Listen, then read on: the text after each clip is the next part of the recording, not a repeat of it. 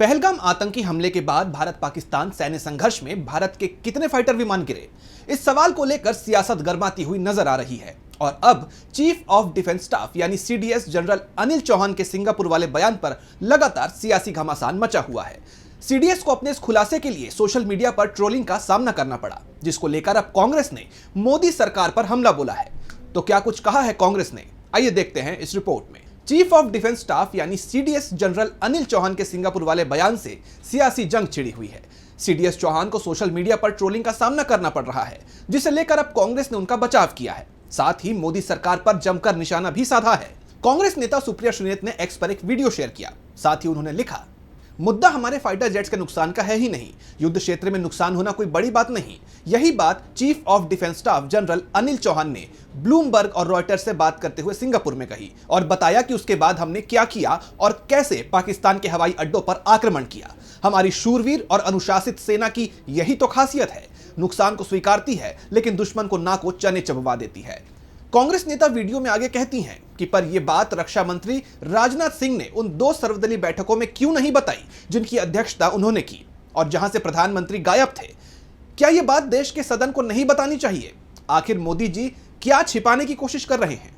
उन्होंने आगे कहा, लेकिन बीजेपी का जो इकोसिस्टम है, जो दोरूपल्ली के ट्रोल हैं, वो खड़े हो गए ये कहने के लिए कि ऐसा करके CDS chief of defence staff ने नैरेटिव खराब कर दिया है। अब वो समझाएंगे कि चीफ ऑफ डिफेंस स्टाफ कब, कहां, कैसे, क्या बोलेगा। ये वही लोग हैं जो विक्रम मिस्री के पीछे पड़ गए थे, उनकी बेटी को नहीं बख्शा था, और अब ये जनरल चौहान के पीछे पड़ गए।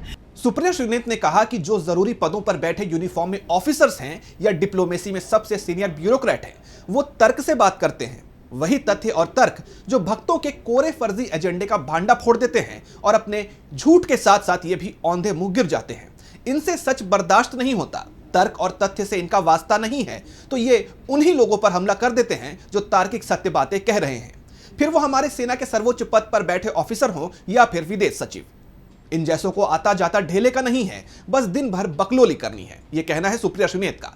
खिलाड़ी खेल कैसे खेलें, सेना वॉर कैसे लड़े, कूटनीति कैसे की जाए, ट्रेड कैसे किया जाए, जजमेंट कैसे दे, जाहिलों के पास सारे जवाब हैं। यह वास्तव में बस नंबरी नफरती चिंटू जो ऊल जुलूल बातें करके या लिखकर अपनी मंद बुद्धि की भड़ास निकालते रहते हैं। लेकिन सवाल आज इस बात का है कि जो बात चीफ ऑफ डिफेंस स्टाफ ने सिंगापुर के एक इंग्लिश इंटरव्यू में कही, क्या वो बात रक्षा मंत्री और प्रधानमंत्री इस देश के सदन को इस ऑल पार्टी मीटिंग में नहीं कह सकते थे? 2 मीटिंग हो गई, वहां पर कुछ नहीं बताया गया।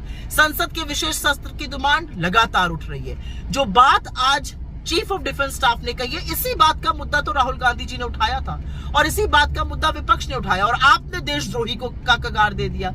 दिक्कत की बात यह है कि लोकतंत्र में छुपाया नहीं जाता है, लोकतंत्र में शूरवीर सच बताते हैं। उन्होंने आगे कहा कि नरेंद्र मोदी कुछ तो छिपाने की कोशिश कर रहे हैं और वो ऐसा क्यों कर रहे हैं, इसका जवाब तो बस वही दे सकते हैं।